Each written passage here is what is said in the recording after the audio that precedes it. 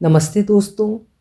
आज सुनिए सशक्त कथाकार डॉक्टर पुष्पा सक्सेना जी की लिखी हुई कहानी तुम्हें पाकर।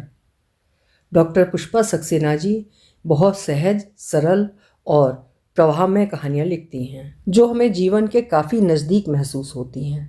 तो प्रस्तुत है उनकी लिखी हुई कहानी तुम्हें पाकर। प्रिया के पत्र ने जया को सोच में डाल दिया।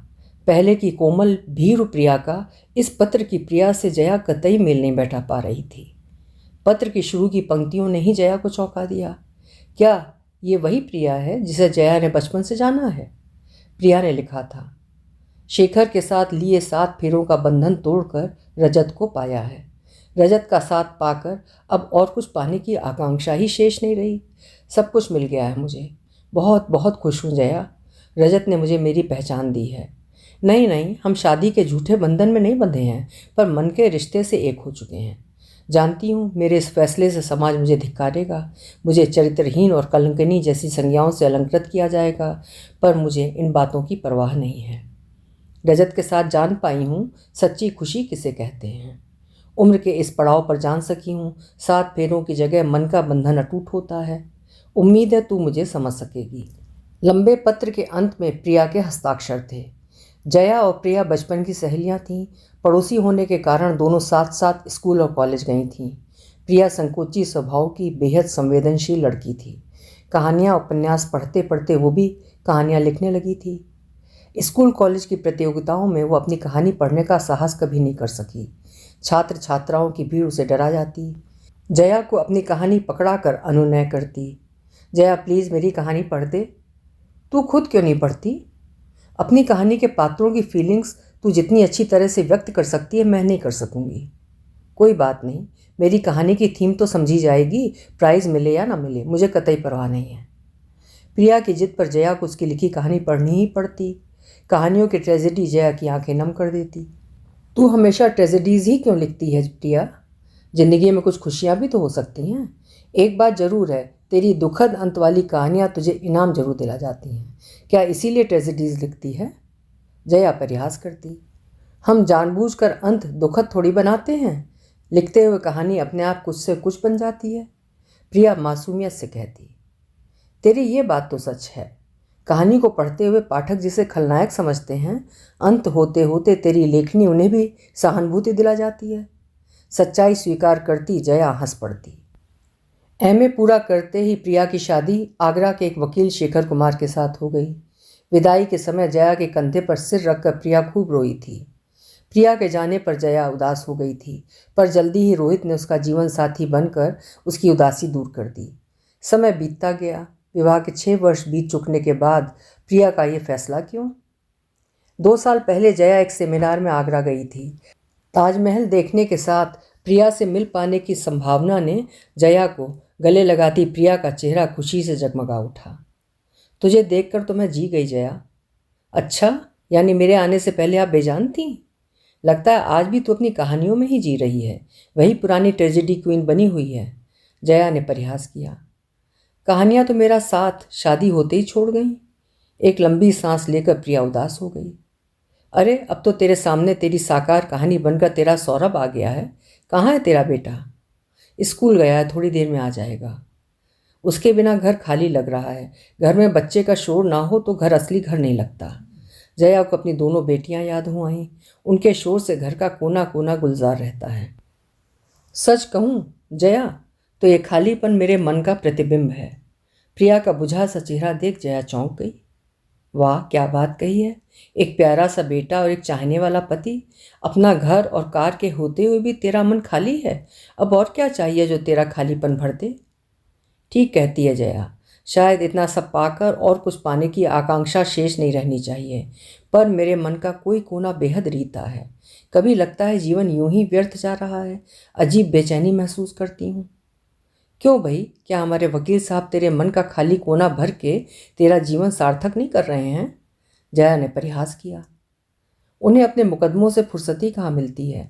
कभी कभी उनकी जीत मुझे रुला जाती है। तेरी बात मेरी समझ से परे है प्रिया। अरे पति की जीत तो पत्नी का गौरव होती है, और तू उल्टा ही कह रही है। कल की शेखर की जीत ने एक 5 साल की बच्ची को उसकी माँ से अलग कर दिया। बाप की ओर से मुकदमा शेखर ने जीता था। बाप का अहम जीत गया। बच्ची की माँ मेरी चौखट पर सिर्फ पटक पटक रोती रही। उसका हाहाकार मुझे अंदर तक चीर गया। बड़ी मुश्किल से उसे हटाया जा सका। मेरी आंखों में आंसू देख शेखर नाराज हो गए। नाराजगी से कहा था, ये मेरा पेशा है, बेकार की बात पर अपसेट होकर मेरी जीत का मज़ा किरकिरा मत करो। अगर रोना है तो अपने कमरे में जाकर रो। तुम बच्ची नहीं हो, एक बेटे की माँ हो। Be practical. माँ हूँ इसीलिए तो माँ का दर्द महसूस कर सकती हूँ। अच्छा होता तुम माँ की तरफ से केस लड़ते और बच्ची माँ को दिलवाते। उस स्थिति में मैं तुम्हारी जीत पर गर्व करती। इसका मतलब मेरी जीत पर दुख मनाओगी? क्या वो अकेली औरत बच्ची को पाल सकती? क्या वो बाप जिसने दूसरी शादी कर ली है बच्ची को माँ का प्यार दे सकेगा? मेहनत मजदूरी करके भी एक माँ अपनी बेटी को प्यार और अच्छी ज़िंदगी दे सकती है। सच तो ये है, उस आदमी ने अपने अहम की तुष्टि के लिए बच्ची को छीना है। तुम्हारी फालतू बातें सुनने के लिए मेरे पास वक्त नहीं है। ऐसी ही हमदर्दी है तो माँ की ओर से केस लड़ डालो। हाँ, बहस अंग्रेजी में करनी होगी और अंग्रेजी तुम्हारे लिए काला अक्षर बहस बराबर है। मूड खराब करके रख दिया। मुझे सुनाकर शेखर चले गए। उनकी सबसे बड़ी तमन्ना थी उनकी बीवी फर्राटेदार अंग्रेजी बोलने वाली हो। तू तो जानती है मुझे शुरू से ही अंग्रेजी बोलने में हिचक होती थी। बात बात में इस बात को सुनाकर ताने देते हैं। अपनी किस्मत सराहो, बुआ की जिससे तुम इस घर में आई हो। तुम्हें मेरे गले मढ़कर बुआ खुद स्वर्ग से धार गई। क्यों शेखर, क्या जानते नहीं थे? तूने हिंदी में एमए किया है, वो भी ऐसे वैसे नहीं, फर्स्ट डिवीज़न के साथ टॉप किया है। हमारे घरों में अंग्रेजी कहाँ चलती थी? ये सब शादी के पहले सोचना चाहिए था। एक बात जरूर कहूँगी, शेखर को अपना काम करने दे। तू अपना मन क्यों खराब करती है? वकालत के पेशे में तेरी भावुकता नहीं चलेगी प्रिया। हम क्या करें जया, हमसे ये सब नहीं सहा जाता। किसी गरीब का दर्द शेखर को नहीं सालता। उनसे जबरन पैसे निकलवाते हैं। उनके आंसू और फरियाद उन पर असर नहीं करते।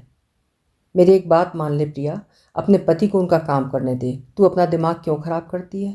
अरे ज़िंदगी का मज़ा लेने की कोशिश कर। आगरा में कितने दर्शनीय स्थल हैं, जब जी चाहे बेटे को साथ लेकर निकल जाया कर। याद है कॉलेज में घर से लाया खाना भिखारी को देकर खुद चाट का मज़ा लेते थे? वो दिन तो हमेशा के लिए खो गए जया। सौरभ को साथ ले जाने के लिए उसके पास वक्त ही कहाँ बचता है। स्कूल से आते एक ट्यूटर मैथ्स पढ़ाने के लिए आ जाते हैं। अंग्रेजी सिखाने के लिए मैडम डिसूजा रखी गई हैं। उसे मैनर्स सिखाने, खाना खाने के लिए कांटे छुरी का इस्तेमाल करना, सब उसकी नैनी साइमा द्वारा सिखाया जाता है। मैं तो एकदम नकारा करार कर दी गई हूँ। प्रिया के चेहरे पर उदासी पसर गई। अरे रात में तो तू उसे अपनी कहानियाँ सुना सकती है, कितनी अच्छी कहानियाँ लिखती थी। शुरू में कोशिश की थी पर शेखर को मेरी कहानियाँ पसंद नहीं आईं।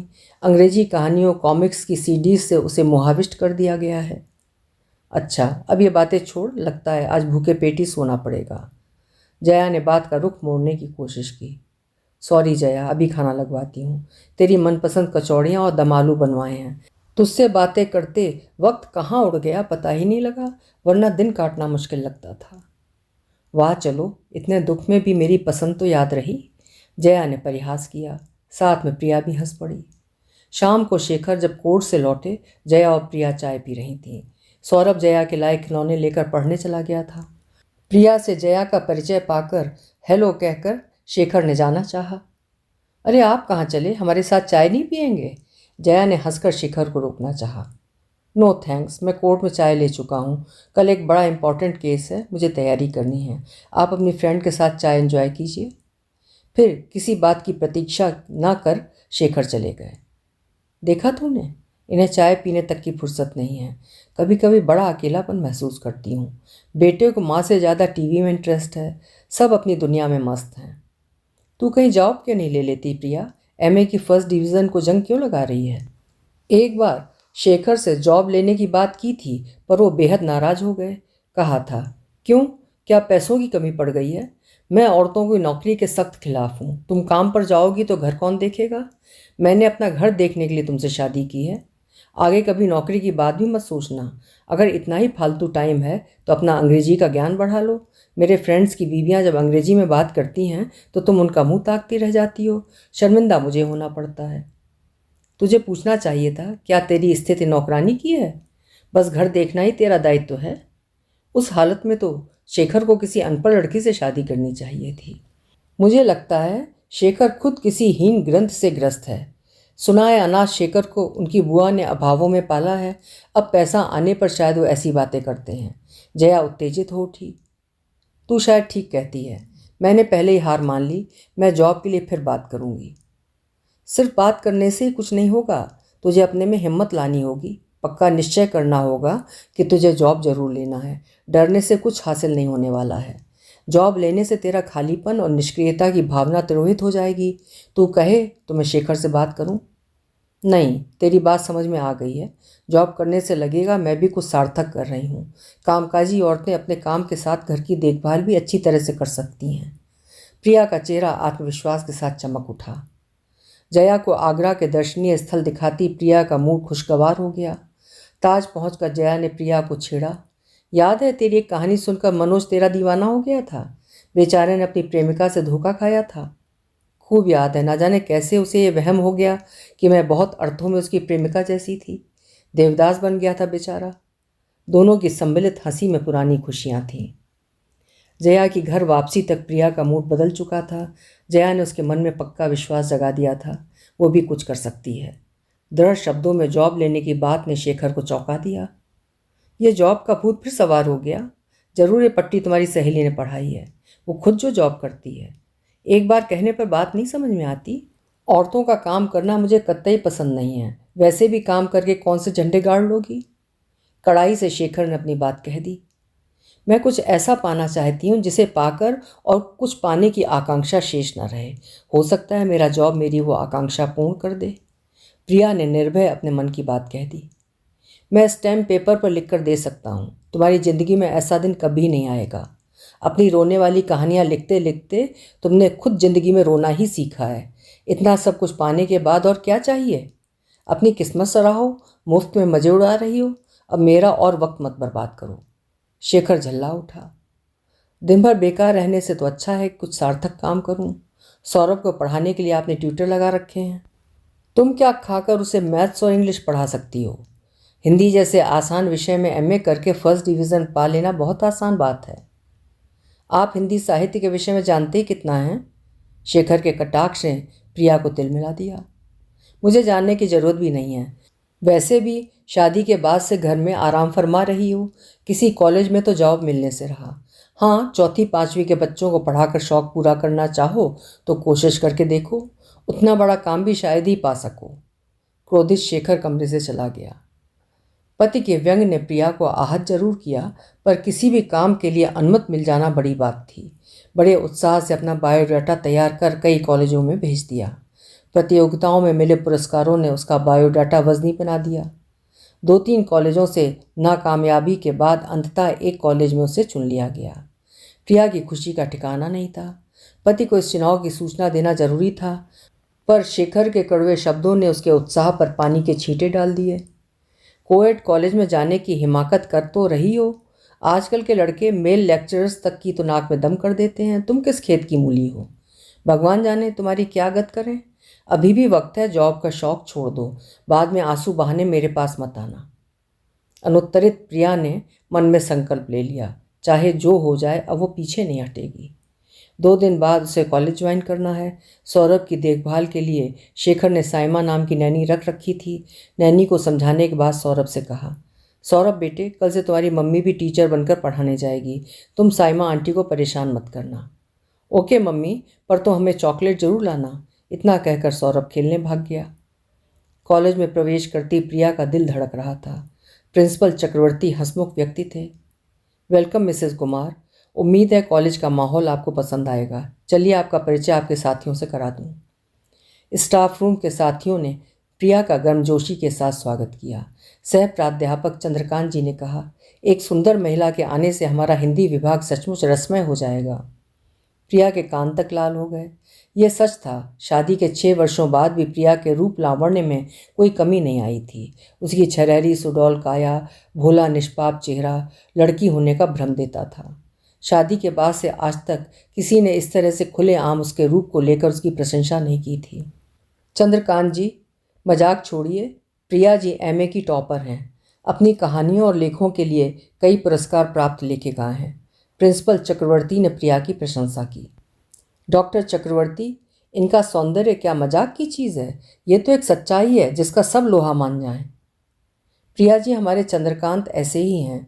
वैसे एक कहानीकार के विभाग में आने से हमारे छात्र छात्राएं रचनात्मक कार्यों से आपसे प्रेरणा अवश्य ले सकेंगे। विभागाध्यक्ष रजत नाथ ने सच्चाई से कहा। प्रिंसिपल के जाने के बाद रजत नाथ ने प्रिया को उसकी क्लासेस के बारे में बतलाया। आप नई हैं, इस सत्र में आपको बीए पार्ट 1 और पार्ट 2 की कक्षाएं लेना आसान होगा। आप कहानीकार हैं, अतः आप शायद कहानी और उपन्यास पढ़ाना पसंद करेंगी। मेरा कहानीकार तो कब का मर चुका है। कोशिश करूंगी विद्यार्थी मेरे शिक्षण से निराश ना हो। अनायासी प्रिया के मुंह से सच निकल गया। धन्यवाद, पर कहानीकार की हत्या मेरी दृष्टि से अक्षम्य अपराध है।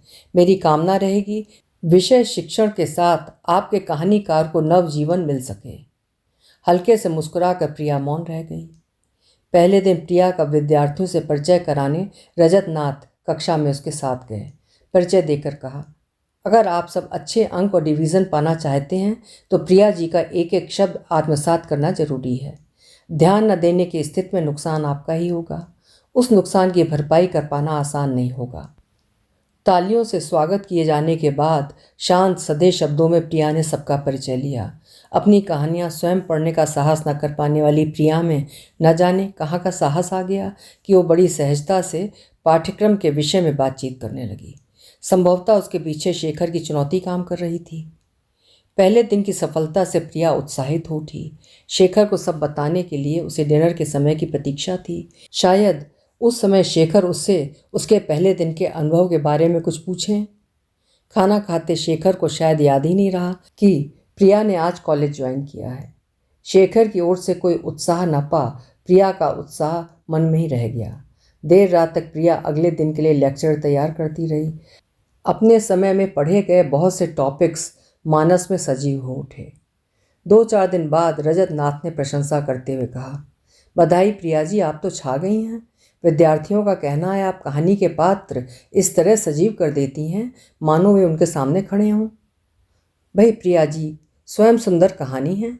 हम जैसे नीरस लोग भला विषय में रस कैसे भर सकते हैं। प्रिया जी तो कहानी के पात्र गढ़ने वाली कलाकार हैं।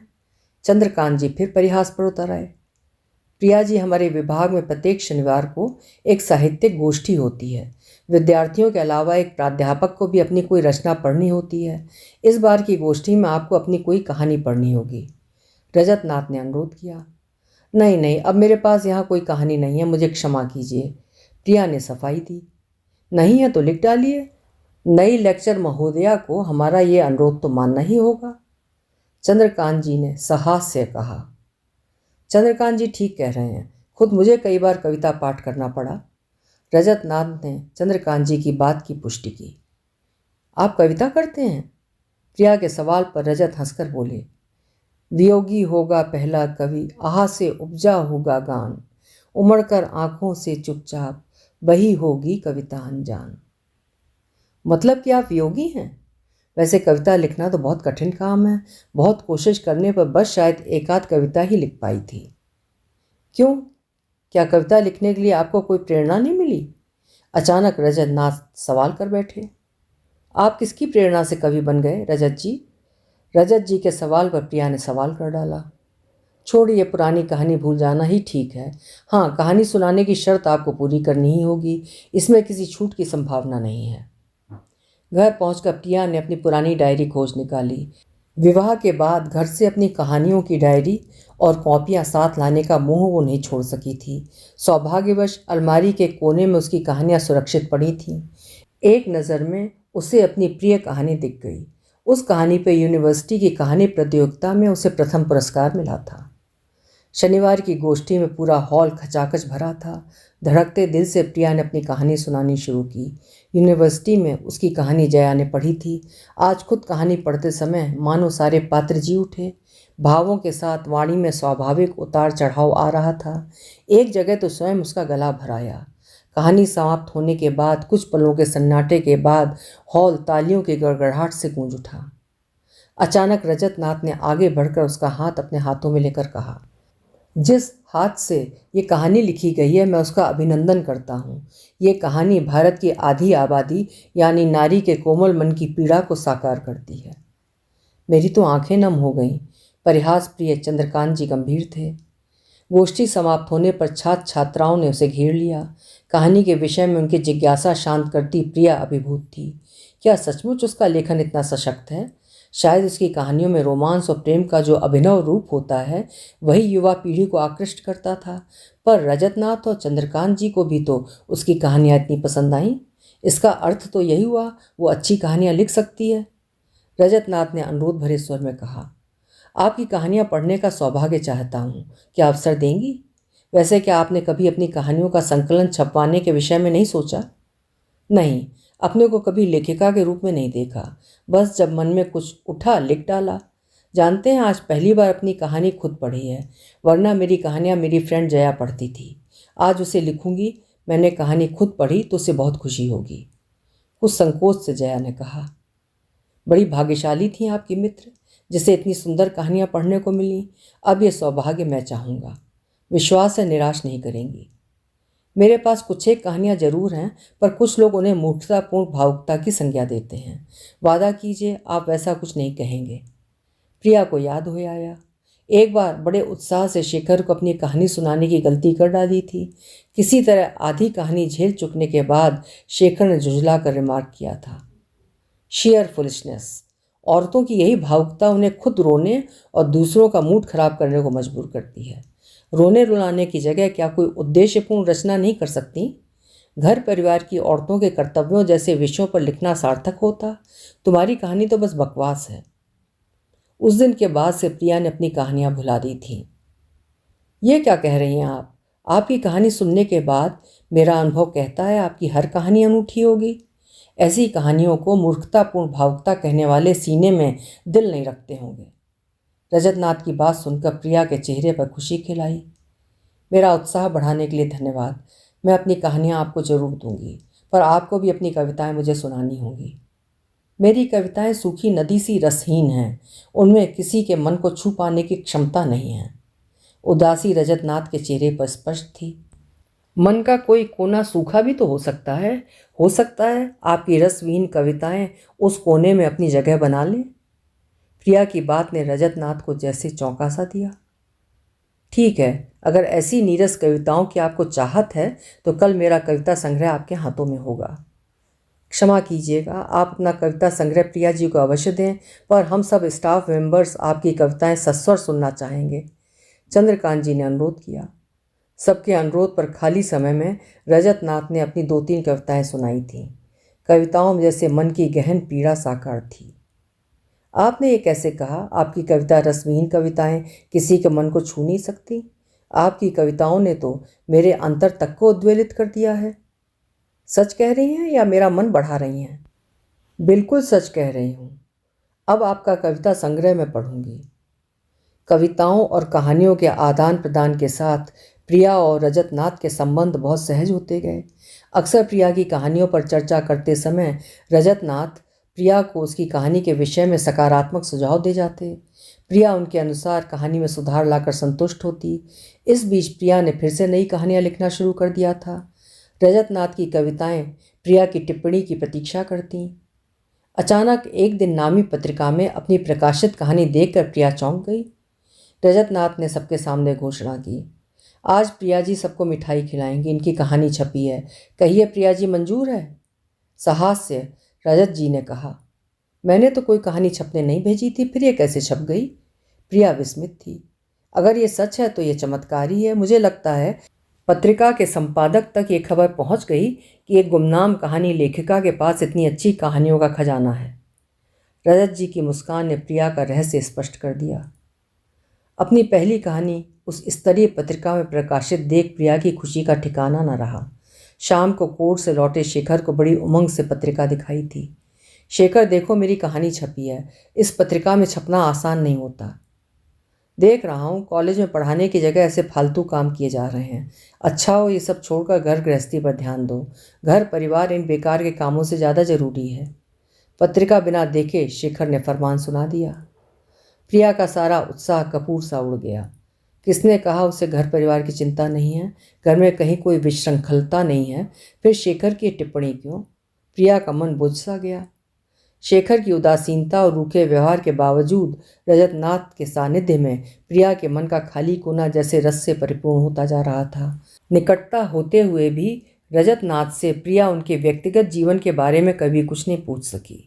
एक दिन बातों बातों में रजतनाथ की अनुपस्थित में चंद्रकांत जी ने अनायास ही रजतनाथ के जीवन का रहस्य उद्घाटित कर डाला।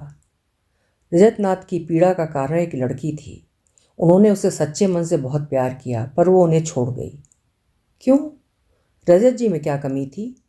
प्रिया इस रहस्योद्घाटन से विस्मित थी। अमेरिका के इंजीनियर के मुकाबले में रजत जी कमज़ोर पड़ गए। वो लड़की इन्हें पूरी तरह से तोड़ गई। उसके जाने के बाद उन्होंने विवाह क्यों नहीं किया? विवाह के बाद भी तो एक अच्छी पत्नी पा सकते थे। रजत ने उसे बेहद संजीदगी से चाहा था। ऊपर से हंसते हुए रजत अंदर से टूट चुके हैं। वैसे आजकल उनमें परिवर्तन देख रहा हूँ। उनकी उदासी की जगह चेहरे पर खुशी रहती है। शायद वक्त सबसे बड़ा मरहम होता है। भगवान करे उनके जीवन में फिर से खुशियाँ आ जाएं। प्रिया ने सच्चे दिल से कामना की। वक्त के साथ प्रिया और रजतनाथ के बीच की औपचारिकता दूर होती गई। रजतनाथ आसानी से प्रिया को बस प्रिया पुकारते, पर उनकी जिद के बावजूद रजतनाथ को सिर्फ रजत पुकारने में प्रिया को काफ़ी कठिनाई हुई। उनका तर्क था, अमेरिका में तो माँ बाप को भी नाम से पुकारा जाता है, विद्यार्थी टीचर का नाम लेते हैं, हम दोनों मित्रों की तरह एक दूसरे को नाम से संबोधित क्यों नहीं कर सकते? नाम के आगे डॉक्टर या श्रीमती लगाकर दूरियां बढ़ाई जाती हैं। तुम मुझे रजत नाम से क्यों नहीं संबोधित कर सकती? मेरा नाम क्या इतना खराब है? रजतनाथ की कविताएं करवट बदलने लगी थीं। उनमें उमंग और जीवन के प्रति चाहत उभरने लगी थी। चंद्रकांत जी ने अपने स्वभाव के अनुरूप परिहास कर डाला।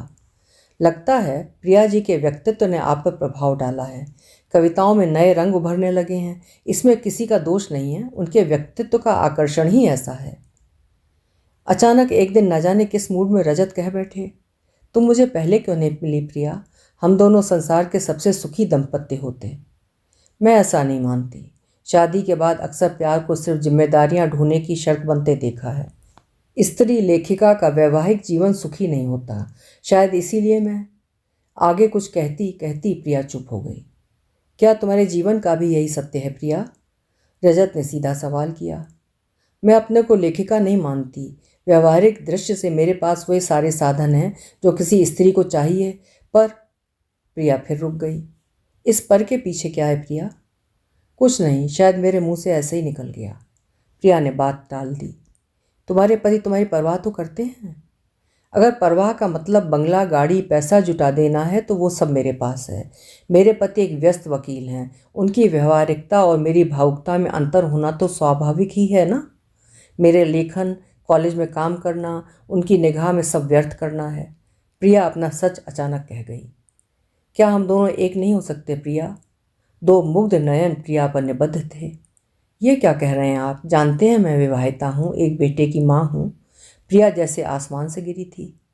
सब जानता हूँ, मैंने वही कहा जो बहुत दिनों से कहना चाहता था प्रिया। प्लीज़ रजत, हमारी मित्रता का गलत अर्थ न लगाएं। मैं ऐसा सोच भी नहीं सकती। प्रिया उठकर चली गई। अगले 2 दिन प्रिया कॉलेज नहीं जा सकी। रजतनाथ का सामना करने का उसमें साहस ही नहीं रह गया था। घर में अपने नाम आए कोरियर ने प्रिया को चौंका दिया। लिफाफे में रखे गुलाबी कागज का पैकेट खोलते ही प्रिया की दृष्टि सुनहरी जिल्द से सज्जित पुस्तक के शीर्षक पर स्थिर हो गई। रजनीगंधा के नीचे लेखिका का नाम प्रिया जगमगा रहा था। कहानी संग्रह का प्रकाशन बिना उसकी जानकारी के कैसे संभव हो सका? प्रिया को समझने में देर नहीं लगी। पुस्तक के प्रथम पृष्ठ पर एक चिट थी, जन्मदिन की अनंत मंगल कामनाएं। अगर आपकी दृष्टि में मैंने गलती की है तो क्षमा की आकांक्षा है। कल आपकी पुस्तक का विमोचन समारोह है। विश्वास है मेरी गलती का दंड अपने प्रथम कहानी संकलन को नहीं देंगी। प्रतीक्षा रहेगी। सस्नेह, रजत। प्रिया ने सपने में भी नहीं सोचा था उसकी कहानियाँ कभी संकलन का रूप ले सकेंगी। रजत ने अपनी गलती के लिए क्षमा मांगी है, पर क्या ये बात उसके मन में कभी नहीं आई? काश रजत उसके जीवन साथी होते। रजत के साथ उसके जीवन की दिशा ही कुछ अलग होती। उसकी हर बात को रजत मान देते हैं। उसकी चिंता और समस्याओं का हल मिनटों में निकाल देते हैं। सच तो ये है वो भी कुछ है, इसका भान तो रजत ने ही कराया है, वरना वो तो बस एक उबी हुई गृहिणी भर बनकर रह जाती। पिछले सप्ताह विभागीय डिबेट का विषय 7 फेरे नहीं मन का मिलन चाहिए रखा गया था। प्रिया को यह देखकर आश्चर्य हुआ। छात्राओं के ग्रुप ने 7 फेरों वाले विवाह के मुकाबले में मन के मिलन को ज़्यादा महत्व दिया। विवाह ने जोरदार शब्दों में कहा, क्या सच्चाई है 7 फेरों की? शायद ही कोई पति 7 फेरों के समय किए गए वचन याद रखते हों। बेचारी पत्नी जरूर उन वचनों को निभाने की भरपूर कोशिश करती है। इतना ही नहीं, कभी कभी उन वचनों के बंधन में जकड़ी पति के अत्याचारों को सहने को विवश होती है। डिबेट में विवाह का ग्रुप ही विजयी रहा। प्रिया सोचने लगी, समय के साथ लड़कियों के सोच में भी बदलाव आ गया है। स्वयं प्रिया भी इस विचार से सहमत है, पर क्या वो विवाह की तरह ये बात खुलकर कह सकती है? अगर उसे रजत जैसा पति मिला होता तो उसका जीवन सार्थक होता। अचानक प्रिया जैसे जाग गई। छी, कैसी बात सोच बैठी वो। पुस्तक को प्यार से सहलाती प्रिया ने सोच लिया, वो विमोचन समारोह में अवश्य जाएगी। शेखर से कुछ कहना व्यर्थ ही होगा। रजनीगंधा का विमोचन आगरा के विधायक मोहन कुमार द्वारा किया गया। अपने वक्तव्य में उन्होंने कहा, मुझे गर्व है हमारे शहर में इतनी अच्छी कहानीकार हैं। उनकी कहानियाँ उच्च स्तरीय हैं। आगरा के पुस्तकालयों के लिए ये पुस्तक खरीदी जाएगी। लेखिका को मेरी बधाई। पुस्तक विमोचन के बाद पत्रकारों ने कहानियों की थीम, विषय आदि पर प्रश्न पूछने शुरू कर दिए। प्रश्नों के उत्तर देती प्रिया के चेहरे पर आत्मविश्वास और सफलता की खुशी चमक रही थी। अचानक एक महिला पत्रकार पूछ बैठी, आपके पति नहीं दिखाई दिए? क्या वो आपकी सफलता के सहभागी नहीं हैं? वो एक जरूरी केस के सिलसिले में बाहर गए हैं। साथ खड़े रजत नाथ के बहाने ने प्रिया को बचा लिया। समारोह समाप्त होने के बाद भीगे स्वर में प्रिया ने रजत से कहा, आपने मेरा सपना पूरा किया है, इसके लिए धन्यवाद। बहुत छोटा शब्द है। आज भी तुम इतनी उदास क्यों हो प्रिया? क्या मुझे माफ़ी नहीं मिलेगी? प्लीज़ माफ़ी मांगकर शर्मिंदा ना करें। हम मित्र हैं, हमारे बीच औपचारिकता नहीं होनी चाहिए। इसका मतलब हमारी मित्रता में दरार नहीं आएगी। आज चैन की नींद सो सकूंगा प्रिया। मैं डर गया था कहीं तुम्हें भी न खो बैठूं। हिम्मत करके रात में प्रिया ने अपना संग्रह शेखर को दिखाया, पर उसे देखते शेखर का पारा चढ़ गया।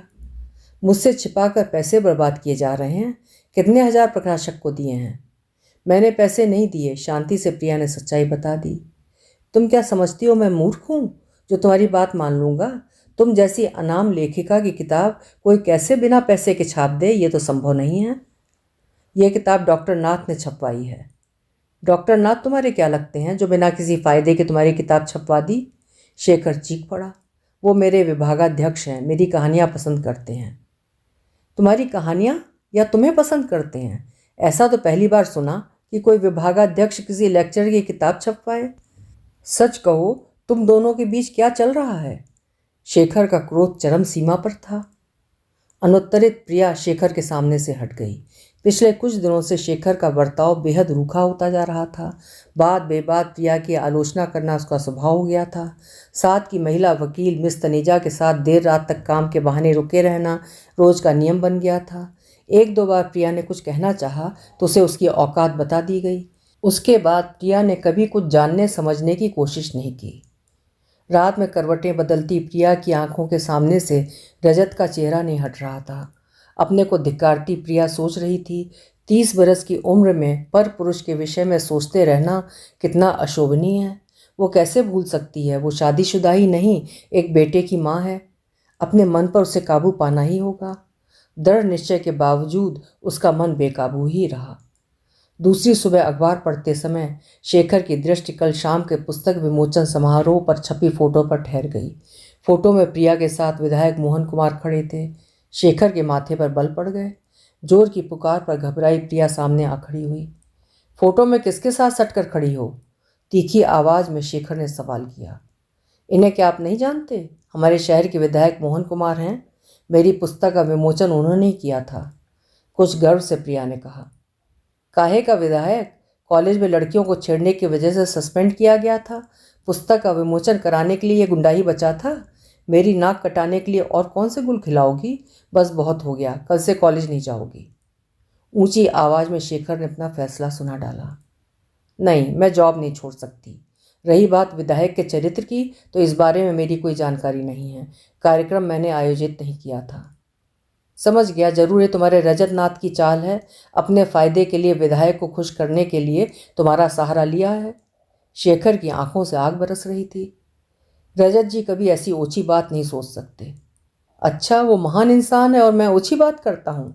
अब मेरा फैसला सुन लो, तुम्हें अपने कॉलेज या पति में से एक को चुनना है। शेखर तैश में खड़ा हो गया। ये कैसा फैसला है? मैं आपके बारे में ऐसी बात कैसे सोच सकती हूँ? प्रिया विस्मित थी। मुझे हाँ या ना में जवाब चाहिए। तुम कॉलेज छोड़ोगी या नहीं? तमतमाए चेहरे से शेखर ने पूछा। नहीं, दृढ़ता से प्रिया ने जवाब दिया। क्या तुम्हारी ये मजाल? मेरी बात नहीं मानोगी? अभी इसी वक्त मेरे घर से निकल जाओ। आज के बाद ना तुम्हारे लिए इस घर में जगह है, ना मेरी जिंदगी में। फौरन निकल जाओ यहाँ से, वरना। शेखर ने हाथ उठाया था। ये क्या कर रहे हो? मैं कहाँ जाऊँगी? प्रिया रुआंसी हो आई। जहाँ जी चाहो जा मरो, मैंने फैसला कर लिया। अब और बहस की तो अंजाम बुरा होगा। मेरा क्या अपराध है? आखिर पत्नी हूँ आपकी, कुछ तो सोचिए। मुझे कुछ सोचना समझना नहीं है, बहुत पढ़ निकल आए हैं। Now get out of my house and my life. Saurabh की तो सोचिए, वो बच्चा क्या माँ के बिना रह सकेगा? प्रिया की आंखें भर आईं। तुम जैसी माँ के मुकाबले किसी हॉस्टल में उसकी अच्छी देख रेख और परवरिश हो जाएगी। 4 कपड़े लेकर निकल जाओ, वरना मुझसे बुरा कोई नहीं होगा। मुझे जानती नहीं हूँ, मैं कुछ भी कर सकता हूँ। वकील हूँ, अपने को आसानी से बचा सकता हूँ। शेखर के क्रोध के आगे और मिन्नतें करना व्यर्थ था। इस वक्त घर से बाहर जाना ही उचित था, पर कहाँ जाए वो? आज तो कॉलेज भी बंद था। मानस में एक ही चेहरा उभर रहा था जो उसकी बात समझ सकेगा। शायद कुछ देर बाद जब शेखर का गुस्सा शांत हो, तब वो अपनी भूल स्वीकार कर उसे वापस बुला लेगा। अचानक घर पहुंची प्रिया को देखकर रजत ताज्जुब में आ गए। तुम अचानक यहाँ? सब ठीक तो है? कुछ भी ठीक नहीं है रजत, और कोई जगह नहीं थी जहाँ जाती। प्रिया की आंखें छलछला आईं। परेशान मत हो, इस घर और मुझ पर तुम्हारा पूरा अधिकार है। बैठो, मैं कॉफ़ी लाता हूँ। प्रिया को कॉफ़ी का मग थमा, रजत उसके सामने सोफे पर बैठ गए। कॉफ़ी समाप्त कर प्रिया कुछ सामान्य हो चली। धीमे धीमे अटकते अटकते प्रिया सारी बात, सारी घटना दोहरा गई। समझ में नहीं आता, पढ़े लिखे इंसान का ऐसा सोच हो सकता है?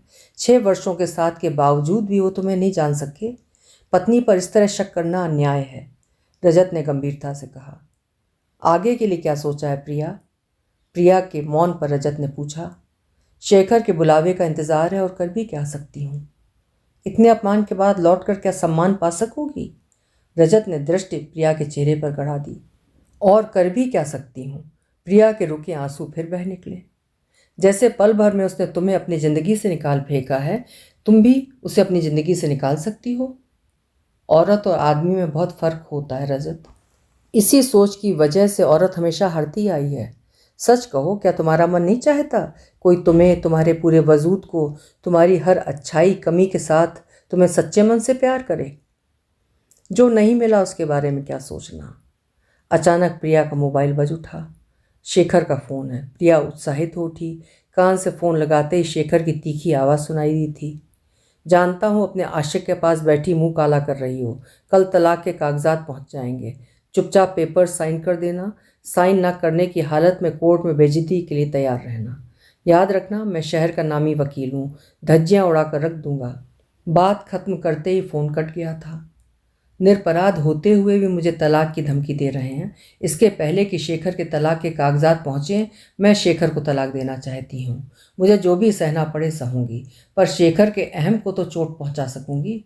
शेखर क्या मुझे छोड़ेंगे? मैं ही उनका परित्याग करती हूँ। मेरी मदद कर सकते हो रजत? वाह, ये हुई ना बात। पुरुष हमेशा औरत की दुखती रग पर चोट करता है। स्त्री की कमजोरी उसके अहम को बढ़ावा देती है। तुम ठीक सोच रही हो। मेरा वकील मित्र तुम्हारे तलाक के कागजात तैयार कर देगा। कल सुबह तक कागजात शेखर तक पहुंच जाएंगे। हाँ, एक बार फिर सोच लो। मैं सोच चुकी हूँ, अब पीछे नहीं हटूंगी। प्रिया के चेहरे पर दृढ़ता थी। सौरभ के बारे में क्या सोचा है? मुझे पूरा विश्वास है, समझदार होने पर वो जान जाएगा मैं निरपराध थी। वो मेरे पास ज़रूर आएगा। प्रिया के भेजे डाइवोर्स के पेपर्स देखकर शेखर बौखला गया। फ़ोन पर अपशब्दों की बौछार कर तलाक के पेपर्स पर साइन कर दिया। सौरभ से उसके स्कूल मिलने गई प्रिया को बताया गया, उसे बेटे से ना मिलने की सख्त हिदायत दी गई है। प्रिंसिपल सहृदय महिला थी। जोखिम उठाकर सौरभ को बुला दिया। बेटे को गले लगाकर प्रिया रो पड़ी। नन्हे सौरभ ने उसके आंसू पोंछकर कहा, रो मत मम्मी, पापा गंदे हैं, वो तुम पर चिल्लाते हैं। तुम अच्छी मम्मी हो, हम तुम्हारे साथ रहेंगे। हाँ बेटे, जब तुम बड़े हो जाओगे तब हम दोनों साथ रहेंगे। आंसू पोंछ प्रिया ने विदा ली। दूसरी बार सौरभ से मिलने जाने के लिए जब फ़ोन किया तो पता लगा उसे किसी दूसरे शहर के हॉस्टल में भेज दिया गया है। रजत नाथ ने प्रिया के लिए अलग अपार्टमेंट का इंतज़ाम जरूर करा दिया, पर उसकी हर ज़रूरत पूरी करना उनका फ़र्ज़ होता। लोगों की बातें अगर उन्होंने सुनी भी तो उन्हें नकार दिया गया। शेखर का इलाहाबाद शिफ्ट कर जाना उसके पुरुष की पराजय ही थी। प्रिया ने अपने को नई जिंदगी में ढाल जरूर लिया, पर सौरभ की याद उसे बेचैन कर देती। रजत जी के कहने पर प्रिया ने उपन्यास लिखना शुरू किया था। तुम्हारे जीवन में इतना कुछ घटा है प्रिया, उसे एक उपन्यास का रूप आसानी से दे सकती हो। तुम्हारे पास एक सशक्त लेखनी है, यह उपन्यास तुम्हारी उपलब्धि होगी। उपन्यास लिखने में प्रिया पूरी तरह डूब गई। अचानक उसने महसूस किया उपन्यास का नायक रजत जैसा बन गया है। कुछ पृष्ठ पढ़कर रजत ने साहस से पूछा, तुम्हारे नायक को उसकी नायिका कभी मिल भी सकेगी या आजीवन वो उसकी आराध्या ही बनी रहेगी? आराध्य तो नायिका का नायक है रजत, फिर दोनों के मिलन में बाधा क्या है प्रिया? अनुत्तरित प्रिया के दोनों हाथ अपने हाथों में लेकर रजत ने प्यार से कहा, बहुत प्रतीक्षा कर ली प्रिया, अब इस अंकिंचन को अपना जीवन साथी बना लो, हम विवाह कर लें। नहीं रजत, मैं विवाह शब्द में विश्वास नहीं करती। प्रेम विवाह भी असफल हो जाते हैं। मैं नहीं चाहती हम दोनों के बीच जो प्यारा रिश्ता है वो विवाह के बाद मजबूरी का बंधन बन जाए। ऐसा नहीं होगा प्रिया, हमारा रिश्ता कभी मजबूरी का नहीं हो सकता। मुझ पर विश्वास है ना? तुम्हारा विश्वास ही तो मेरा संबल है रजत, पर विवाह पर कतई विश्वास नहीं कर सकती। मुझ पर विश्वास है तो हम दोनों एक क्यों नहीं हो सकते प्रिया? उम्र की इस सीढ़ी पर ऐसा सोचना क्या ठीक है रजत? प्यार की कोई उम्र नहीं होती प्रिया। मैंने कब सोचा था वर्षों बाद इस बैरागी मन के तार प्यार की धुन पर झंकृत हो उठेंगे। विश्वास करो, विवाह हमें पूर्ण कर देगा, मेरी बात मान लो। नहीं रजत, विवाह का बंधन मुझे स्वीकार नहीं। अगर तुम विवाह नहीं चाहती तो हम बिना विवाह किए भी तो एक छत के नीचे साथ साथ रह सकते हैं। विश्वास करो, मैं ऐसा कुछ नहीं मांगूंगा जो तुम्हें अस्वीकार हो। गंभीर स्वर में अपना प्रस्ताव दे रजत चुप हो गए। एक छत के नीचे पूर्णता प्राप्त करने की जगह शायद हम दो हिस्सों में बढ़ जाएं रजत। ऐसा क्यों कह रही हो प्रिया? साथ रहने से तो प्यार बढ़ता है। रजत विस्मित थे। क्या एक छत के नीचे ना रहते हुए भी हम साथ नहीं हैं रजत? मैं तो हर पल तुम्हें अपने साथ पाती हूँ। हो सकता है एक छत के नीचे रहते हुए हमारी दूरियां बढ़ जाएं। अगर हम एक दूसरे की अपेक्षाओं पर खरे न उतर सके या एक दूसरे की कमियां नज़र आने लगें तो क्या होगा? मैं तुम्हें खोना नहीं चाहती रजत। हाथों में चेहरा ढांप प्रिया रो पड़ी। बड़े प्यार से प्रिया के आंसू पोंछ रजत ने कहा, तुम्हारी हर शर्त हर बात सिर आंखों पर प्रिया। तुमने सच कहा, हमारा रिश्ता अटूट है। इसे कोई नाम देने की जरूरत नहीं है। इसी बात पर एक कप कॉफ़ी हो जाए? बड़े स्वाभाविक अंदाज में हंसते हुए रजत ने फरमाइश कर डाली। प्रिया का आंसू भरा चेहरा चमक उठा। रजत की इसी खासियत ने तो प्रिया को हमेशा मुग्ध किया है। गंभीर से गंभीर समस्या का हल वो किस आसानी से कर जाते हैं।